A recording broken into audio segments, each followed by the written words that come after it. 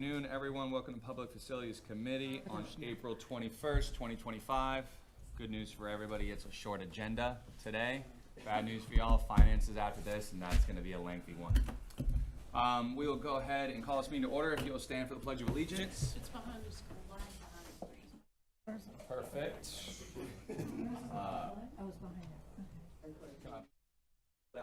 Yes, sir. Oh, thank you. Let's pull it out. We are not that big of a rush.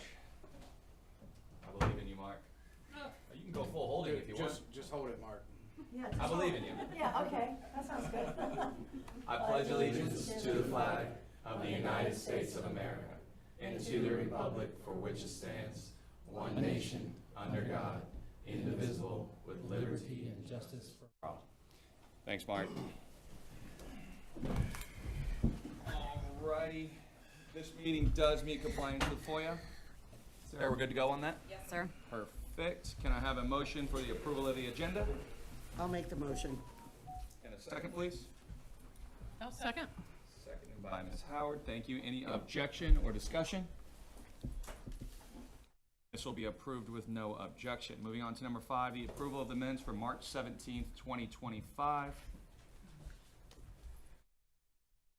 Not all at once, everyone. Make that motion. Thank you. And a second? Second it. And a second by Ms. Brown. Any discussion? Can also be approved with no objection.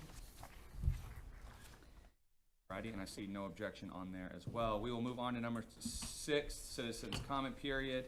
I do have one sign up as of right now. That is Mr. Dukes to talk about Pine Island. How are you today? I am good, Mr. Chairman. Thank you very much. So, again, back, I am going to try to tailor some of my comments specifically to the committee and the work that this committee does specifically. I know that as Councilwoman Tabernick says, the real work is done in committee, so we're going to try to focus on some of those details here.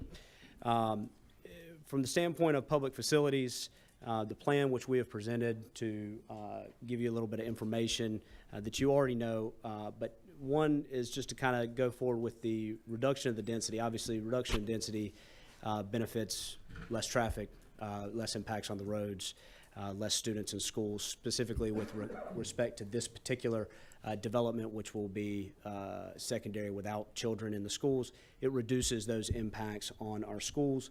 And also, when we couple that with the job creation, the local job creation on St. Helena, that is just a further reduction and recognized reduction of traffic on our roads.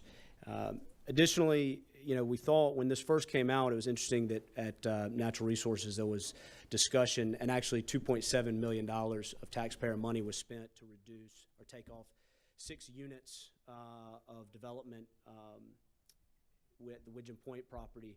And that same night we put forward this, which is the removal of 100 units, and we're actually going to invest $3 million back into the community. So no taxpayer funds for that perspective. And that's important both from on the front end of things, but also there's no maintenance. You know, this puts 360 areas into open space, undeveloped area, and there's no maintenance fee, ongoing fee to the county.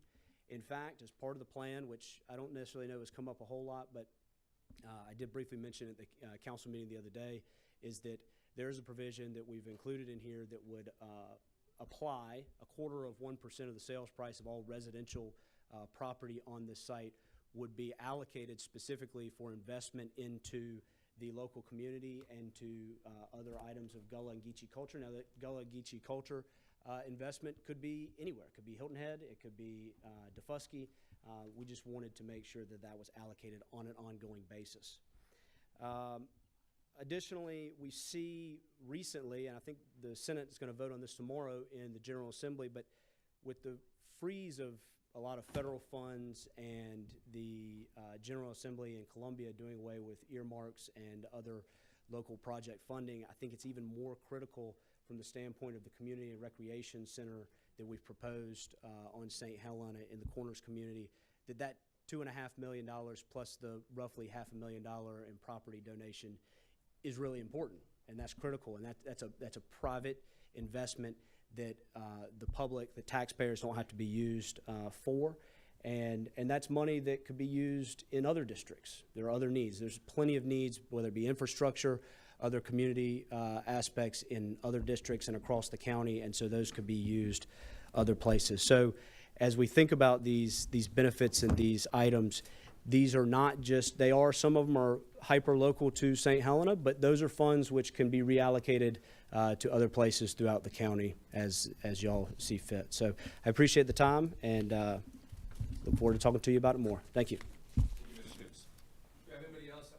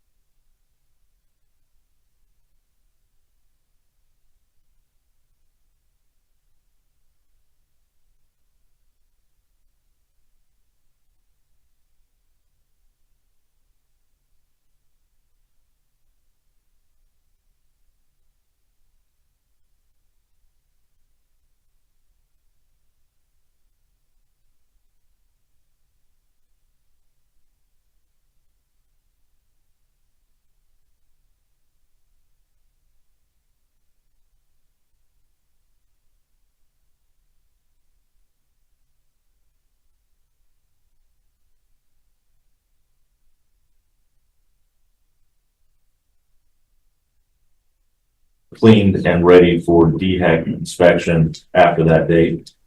Again, that is so far on track, and we should expect within 2 weeks after that to have the inspection. Another big one that is just taking place is detention center stucco repair.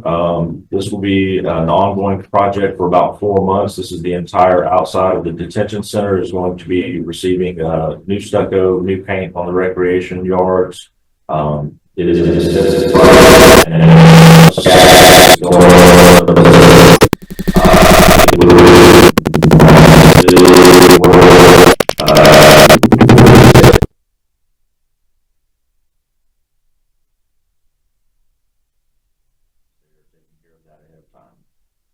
there should not be. This is all on the outside except for when they have to enter through to get to the rec yards. So the majority of the work is on the outside of this.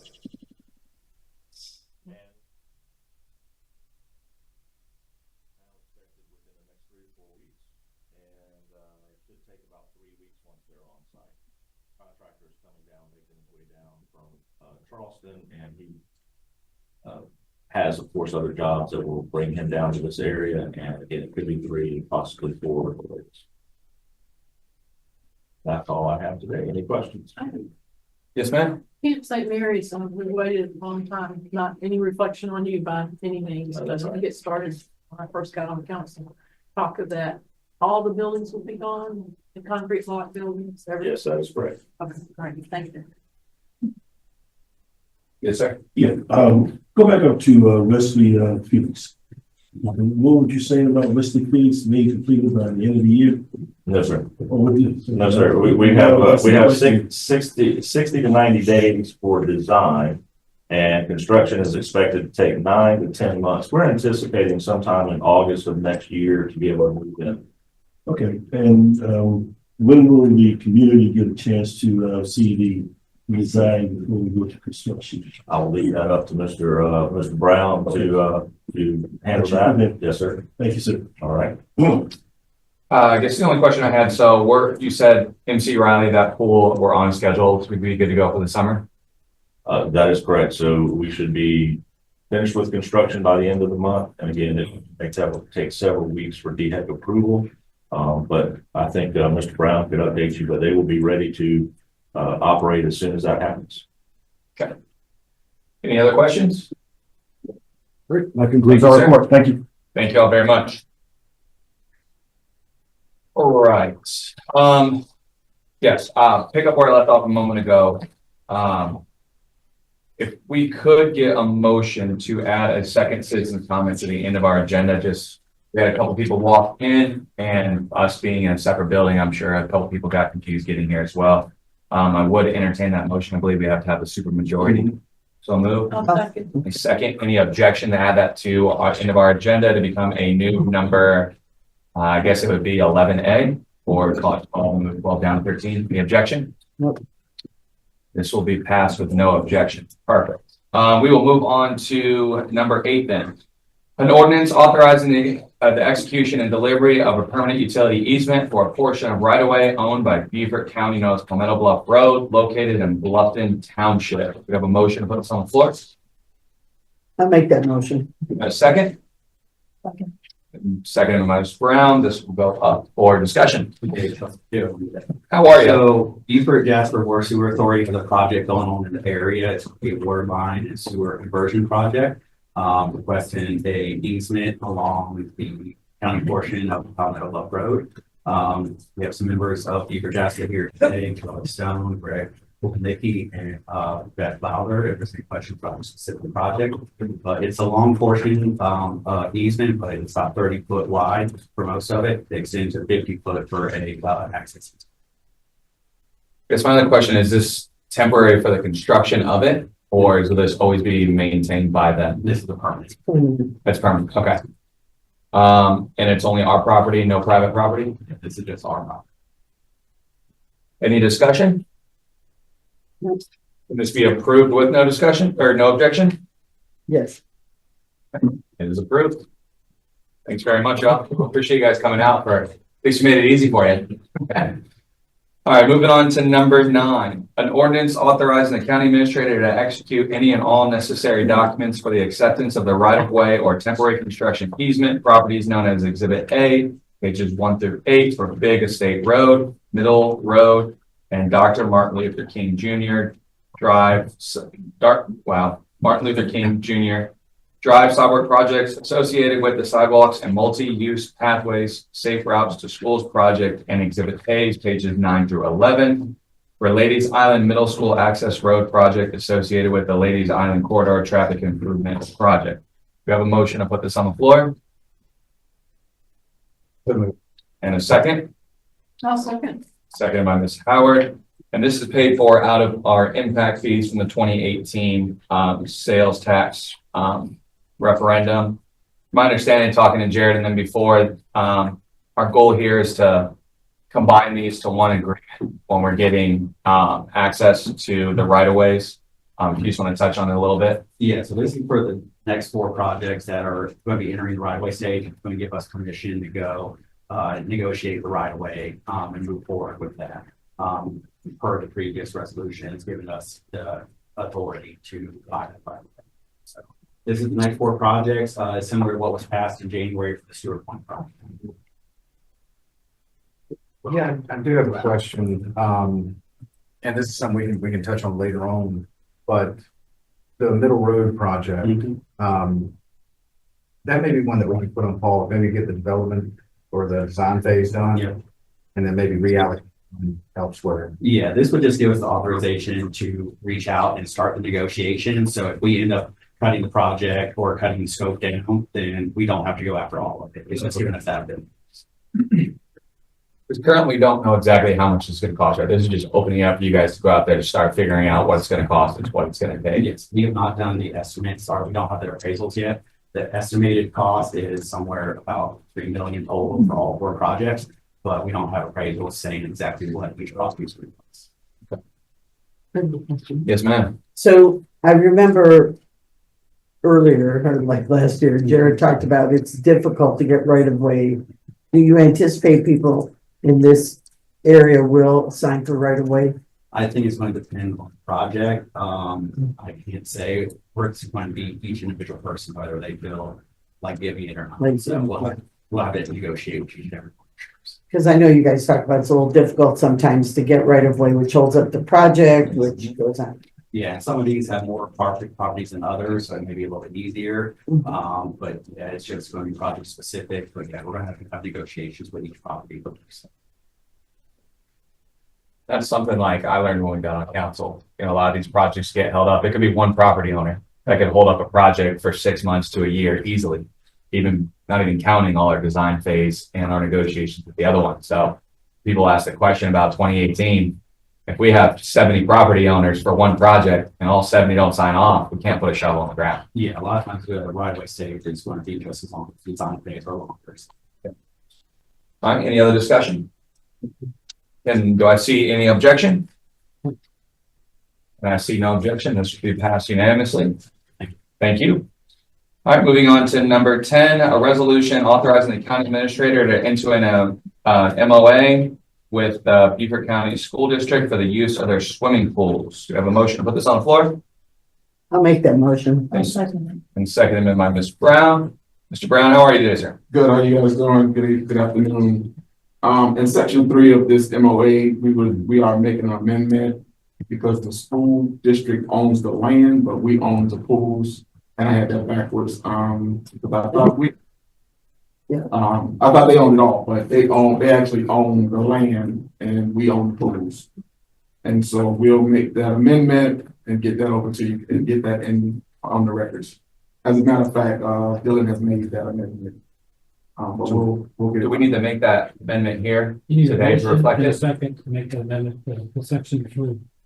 Can I entertain a motion to amend section 3? Make the motion. And second? I'll second it. And all Any we're doing is changing BCSD and the Fair County. Yes, sir. Any objection or discussion on that? It's pretty close, almost a scrivener's error, to be honest, but yes. All right. Amendment, the floor is back yours again, sir. Thank you. Beaufort County owns the 3 pools, that's on the MOA, which is, MC Riley Elementary in Bluffton, Battery Creek High School in, Burton Wells area, and Beaufort High School in Ladies Island. The school district also receives swim lessons based on our agreement, and those swim lessons are done for elementary school kids during, school hours. The impact on this is that they are charging $1 per year for the agreement, for the agreement. And what I did add, Chairman, was that I put the revenues in and the expenses in the AIS, because the revenues is about $129,000 annually, and the expenses of this pool to run it, our aquatics budget comes in at about $689,000, a little over that. And so staff is recommending that this is approved, so that swim lessons and swim leisure can continue in Beaufort County. Thank you for adding the financials on that for us as well. Yes. All right, any other discussion? I do appreciate you reverse those two, because when I was reading this, I'm like, what's happening here? You know, who owns this, who owns the pool, who owns the land? I'm like, what's going on? But I think this is fine, and my understanding is we're renewing a 5-year contract, is that right? Yes. Okay. And the public then can use these pools when the schools aren't using them. Actually, it's something we've been working on before, trying to use ball fields and everything with schools as well, trying to use them when they're not in session. All right, can this be passed with no objection? Yes. And I see no objection. Thank you, Ms. Brown. All right, moving on to number 11, the reappointment of John Glover to the Beaufort County Transportation Committee for a 4-year term with the expiration date of April 2029. Can I have a motion? I'll make that motion. Love this motion and a second. Tab with the second. Any objection or discussion? I've watched him in action on the transportation committee. He's a good member, so I support the reassignment. I'll make sure I know that all. You can do that, yes. All right, this will be passed with no objection, and we will go on to, I guess, 11A, the easiest way to put that in there. For citizens comment, again, we will open that back up for anybody that has not already spoken or showed up, getting confused with directions. Is there anybody else that would like to speak? Yes, ma'am. Just state your name, as always, of course, for the record, and how are you today? I'm Annie Bells, Ladies Island, and I'm glad that we're talking about the Middle Road on the school project. I live on Middle Road and Marsh Drive. I've lived there for over a quarter century now. There's no pedestrian traffic. There's very little bicycle traffic. There's no need to sidewalk there. Number 2, we had a lot of development going up and down this area, Sam's Point Road, going into Pleasant Point, Royal Pines and everything. It's not just single homes. Now they're complex, the condos and everything. There's going to be an increase in traffic. You're going to have to widen the road. So why build a sidewalk that you're going to have to rip up a few years down the road to put in a wider road? And then once we get more residents, you're going to talk about a bridge going from the end of Brickyard Point South over into the air station. Again, we're going to have to rip up the roads or whatever you're going to do. So why do this 3 times? Let's do it once and do it right. But I do offer you an alternative, because if you do want school safety, we have the Marsh course that the owner is looking to turn into green space. There's half a mile distance between the 2 golf park courses. If you pave only the east side on one side and limited public parking, turn that into a green space, open to pedestrian, bicycle, golf carts, then you have good area. Connect that sidewalk then to Puso Elementary entrance. You have a safe, or it's actually now 3/4 mile walkway for anyone to walk to the school safe, or from someone for the school or project to walk to the green space and use it. So limit that project, because right now it's a hodgepodge that leaps on either side of Middle Road. And I look for human safety. As a law enforcement officer, I look at to see where the dangers lie. There's a lot of dangerous areas on Middle Road if you put a sidewalk the whole way around. Limit it now, so that when you do widen the road, you have the least amount that you have to tear up and rebuild. Thank you. Thank you. Anybody else that wishes to speak? Yes, sir. Or LBL. Good, thank you. maybe slightly late like right now. We got 6, I apologize. Maybe it's 6 and sorry for being late. I tried to check myself into jail, I guess. I was in the sheriff's office. Where am I going? LBO Tropiano, 1 St. Helena Road. I wanted to just have a discussion here at the Public Facilities Committee about public facilities and the impact that my potential development and or development agreement and map amendment would have on this committee's work. And I believe Kevin or Mr. Duke spoke earlier, but as Councilwoman Tabernick always says, work's done here at committee level. So I'm sure some of you have noticed that I've been at a lot of committee meetings, so I wanted to make sure that that gets reflected in how we go about our work too. There's been a lot of information circulating around facilities for the island. Before I even got here in 2021, there was a feasibility study conducted, paid for, and issued out of this very body for the feasibility of a performing arts center. Second to that, there's been an ongoing 10-year capital improvements project program, master parks and rec that Mr. Brown is stewarding, as well as the now transformed feasibility study for performing arts center into a community cultural and event center. A lot of moving parts. Before I even got here, that had come up, and on page, I believe it's 3 of the document in front of you, the summary of all that to me, being a layperson, is that while the region, meaning the island, has resources, St. Helena Island has historically been left out. One of the larger things that impacted me when reading through the feasibility study was St. Helena itself would benefit from investment in more community resources. This is reflected in their recommendation that while a performing arts center is not feasible, a multi-purpose facility is recommended by them. Not my words, the consultants hired by this body. In the summary of their final document issued to Beaufort County in April, presented in September of 24, they discussed how decades of disinvestment in the area have led to a need, as we've all heard, for community resources. We've heard time and time again at the majority of county council or the county council meetings, not just committee, that there is a need for rec centers. There's a need for multi-purpose space, and not just gyms, not just splash pads, but a confluence of young, old, black, white, seniors, kids in the same place.